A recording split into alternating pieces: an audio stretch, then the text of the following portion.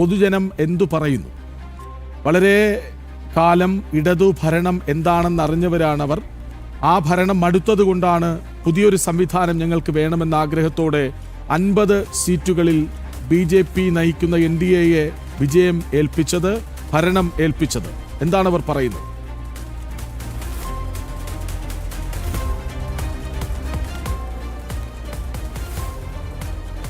ഈ പൊതുജനങ്ങളൊക്കെ വലിയ സന്തോഷത്തിലാണ്. ഈ ഒരു ബഡ്ജറ്റിന്റെ അവതരണം, അതിന്റെ പ്രഖ്യാപനങ്ങൾ മാത്രമല്ല, അത് ആരംഭിക്കുന്നതിന് മുന്നോടിയായി തന്നെ, ബഡ്ജറ്റ് അവതരണത്തിന് മുന്നോടിയായി തന്നെ കൃത്യമായി തന്നെ മേയറും ഡെപ്യൂട്ടി മേയറും ഒക്കെ പറഞ്ഞത് അടുത്ത ഒരു വർഷത്തേക്കുള്ള ഒരു വികസന രേഖ മാത്രമല്ല, തുടർന്നുള്ള വർഷങ്ങളിലുള്ള തിരുവനന്തപുരം നഗരത്തിന്റെ വികസന കാഴ്ചപ്പാടാണ് മുന്നോട്ട് വെച്ചിരിക്കുന്നത്. ആ വികസന കാഴ്ചപ്പാടിനെ വലിയ തരത്തിൽ ജനങ്ങൾ ഇരുകൈയും നീട്ടി സ്വീകരിച്ചു എന്ന് നമുക്ക് ആദ്യഘട്ടത്തിൽ പറയാൻ സാധിക്കും.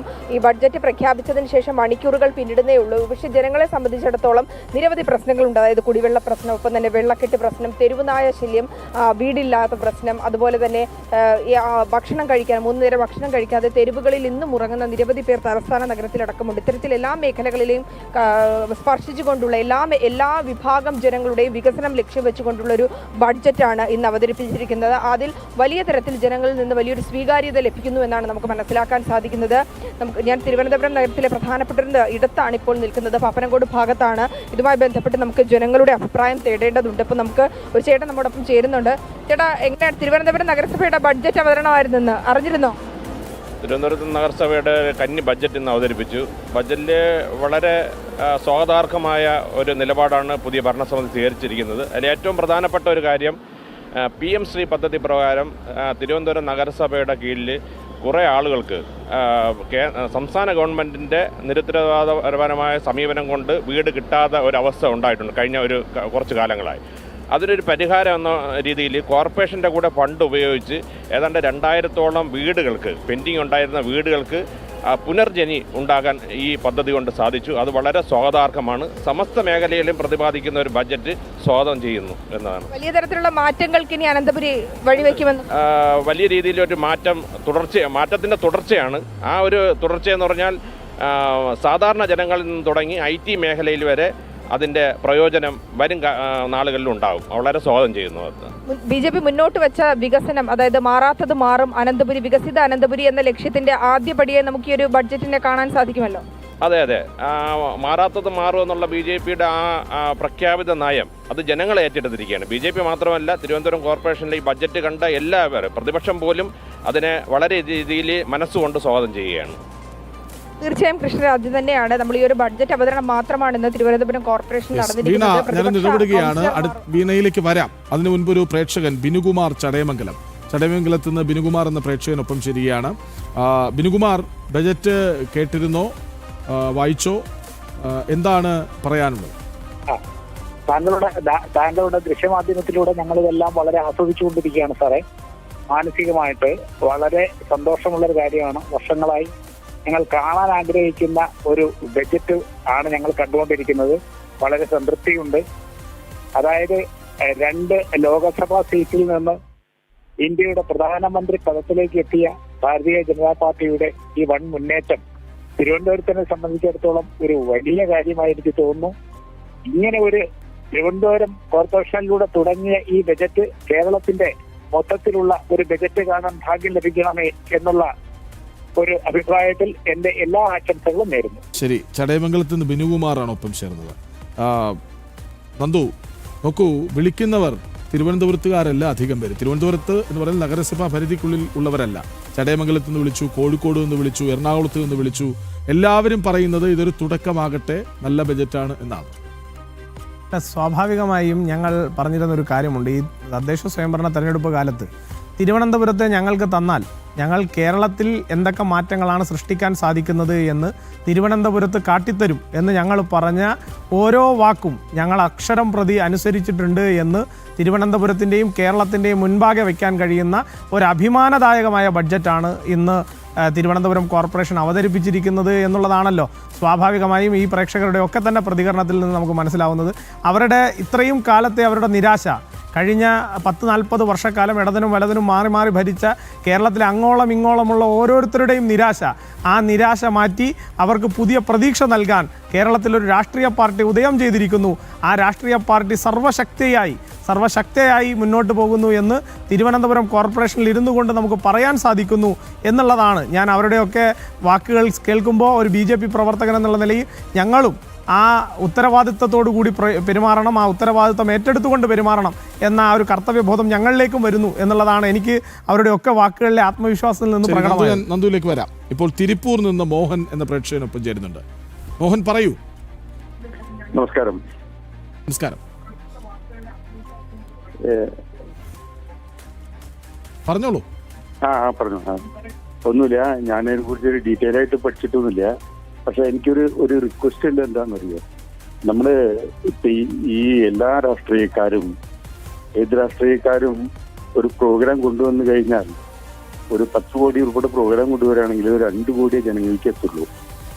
ബാക്കിയൊക്കെ കോൺട്രാക്ടേഴ്സും അവരും കൂടെ കടിച്ചു കൊണ്ടുപോകും.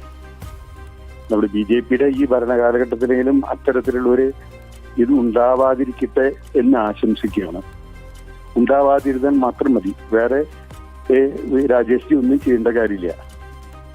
കൊടുക്കുന്ന പൈസ കൊടുക്കുന്ന ആൾക്കാർക്ക് കൊടുക്കുന്ന പ്രവർത്തനങ്ങൾക്ക് കൃത്യമായി ഉപയോഗിച്ചാൽ തന്നെ നമ്മുടെ ഭരണ നേട്ടം പ്രതിഫലിക്കും എന്നുള്ളതാണ് എൻ്റെ അഭിപ്രായം.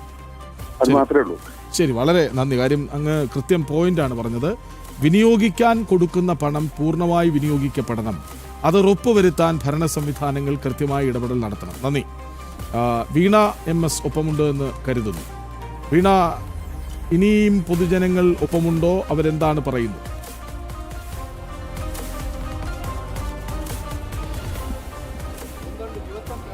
എനിക്കൊപ്പം ഇനിയും ആളുകളുണ്ട് എന്നുള്ളതാണ്. ഈ ഒരു ബഡ്ജറ്റിനെ വളരെ സന്തോഷത്തോടുകൂടി സ്വാഗതം ചെയ്യുകയാണ് തിരുവനന്തപുരത്തെ നഗരവാസികൾ എന്ന് പറയാൻ സാധിക്കും. നമുക്കറിയാം പലതരത്തിലുള്ള പദ്ധതികളുടെ പ്രഖ്യാപനം ഉണ്ടായെങ്കിൽ പോലും ചേട്ടാ അതിൽ ഏറ്റവും എടുത്തു പറയാനുള്ള ഒരു പ്രധാനപ്പെട്ട പദ്ധതിയാണ് അടൽ ക്യാൻറ്റീൻ അന്നം അമൃത പദ്ധതി. അപ്പോൾ അത് മുഖേന തന്നെ 20 രൂപയ്ക്ക് മിതമായ നിരക്കിൽ നിലവാരമുള്ള ഭക്ഷണം കൊടുക്കുവാനാണ് കോർപ്പറേഷൻ തയ്യാറാകുന്നത്. നമുക്കറിയാം നഗരപരിധിയിലൊക്കെ ഒരുപാട് ഭക്ഷണങ്ങളുണ്ട്. ഇപ്പോൾ വിഴിഞ്ഞത്തടക്കം പലയിടത്തും ഈ ഭക്ഷ്യസുരക്ഷയുമായി ബന്ധപ്പെട്ട് ഭക്ഷ്യവിഷബാധ മൂലം നിരവധി പേർക്ക് ആരോഗ്യ പ്രശ്നങ്ങൾ ഉണ്ടാകുന്ന ഒരു സാഹചര്യമാണ്. ഇപ്പോൾ എങ്ങനെയാണ് ഈ ഒരു പദ്ധതിയെ നോക്കിക്കാണുന്നത്? ഈ പുതിയ ഭരണസമിതി വന്നിട്ടുള്ള ഈ ബഡ്ജറ്റ് വളരെ പ്രതീക്ഷയോടെയാണ് ഞങ്ങളെല്ലാം നോക്കിക്കാണുന്നത്.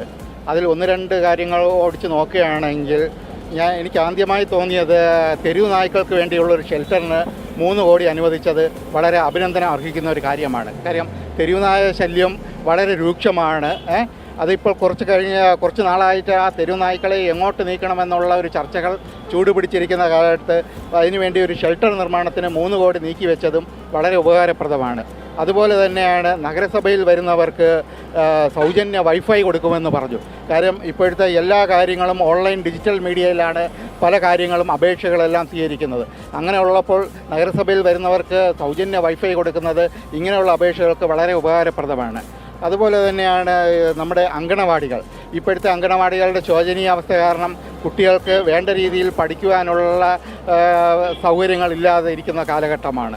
ആ സ്ഥലത്ത് നമ്മുടെ ഡിജിറ്റലായിട്ട് അങ്കണവാടികളെ മാറ്റുന്നു എന്ന് പറഞ്ഞത് വളരെ അഭിനന്ദനം അർഹിക്കുന്ന ഒരു കാര്യമാണ്. ഇങ്ങനെ മൊത്തത്തിൽ നോക്കുകയാണെങ്കിൽ നഗരസഭാ ബഡ്ജറ്റ് വളരെ പ്രതീക്ഷയോടെയാണ് ഞങ്ങളെല്ലാം നോക്കിക്കാണുന്നത്. മാറ്റത്തിനുള്ള നാളുകൾ അത് തുടക്കം കുറിക്കുന്നു എന്നുള്ളതാണ്. തീർച്ചയായിട്ടും. കാരണം കഴിഞ്ഞ കാലങ്ങളിലുള്ള ബഡ്ജറ്റുകൾ കുറേ പാഴ്വാക്കുകളും വാഗ്ദാനങ്ങളുമായി നിൽക്കുന്നതല്ലാതെ ഒരു കാര്യങ്ങളും മുന്നോട്ട് നീങ്ങുന്നില്ലായിരുന്നു. അതുകൊണ്ട് ഇത് വളരെ പ്രതീക്ഷയോടെയാണ് ഞങ്ങൾ ഈ ബഡ്ജറ്റിനെ കാണുന്നത്. വലിയൊരു മാറ്റം ഈ തിരുവനന്തപുരം നഗരത്തിന് സംഭവിക്കുമെന്നാണ് ഞങ്ങൾക്ക് നോക്കിക്കാണുന്നത്.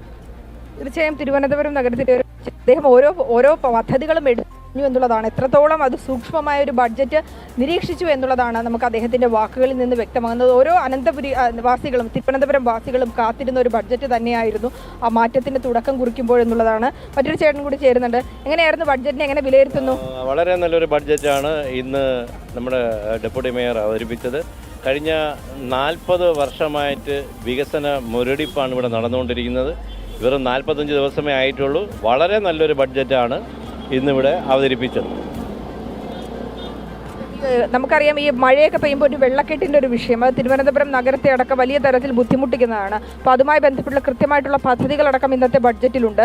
വയോജനങ്ങളുടെ ഉന്നമനത്തിനായിട്ടുള്ളത്, കുട്ടികളുടെ ഉന്നമനത്തിനായിട്ടുള്ള, സ്ത്രീകളുടെ പൊതുവിൽ എങ്ങനെയാണ് വിലയിരുത്തുന്നത്? ഒരു സമൂഹത്തിൻ്റെ മുഴുവനായിട്ടുള്ള ഒരു ഉന്നമനത്തിന് ബഡ്ജറ്റ് പ്രാധാന്യം നൽകുന്നത് എല്ലാ വിഭാഗം ജനങ്ങൾക്കും, അതുപോലെ തന്നെ ഈ വെള്ളക്കെട്ട്, തിരുവനന്തപുരം നഗരത്തിലെ വെള്ളക്കെട്ട് പരിഹരിക്കുന്നതായാലും ശുചിമുറികളുടെ ആയാലും, നേമത്ത് മൾട്ടിപ്പിൾ കോംപ്ലക്സ്, പുഞ്ചക്കരി ടൂറിസം, ടോട്ടലി നല്ലൊരു ബഡ്ജറ്റാണ് ഇന്നിവിടെ അവതരിപ്പിച്ചിരിക്കുന്നത്.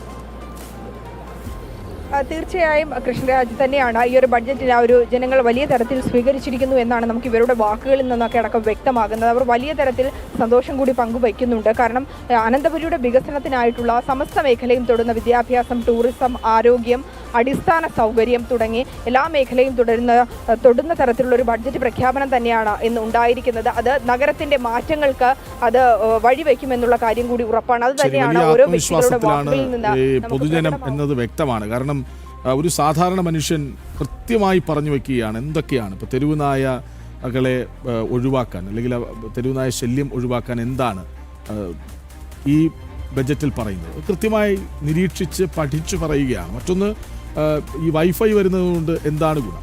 അപ്പോൾ എല്ലാവരും മനസ്സിലാക്കുന്നുണ്ട്, എല്ലാവരും തിരിച്ചറിയുന്നുണ്ട്, എല്ലാവരും ഇതും ഉറക്കെ പറയാൻ തയ്യാറുമാണ്. ഇടവേളയ്ക്ക് ശേഷം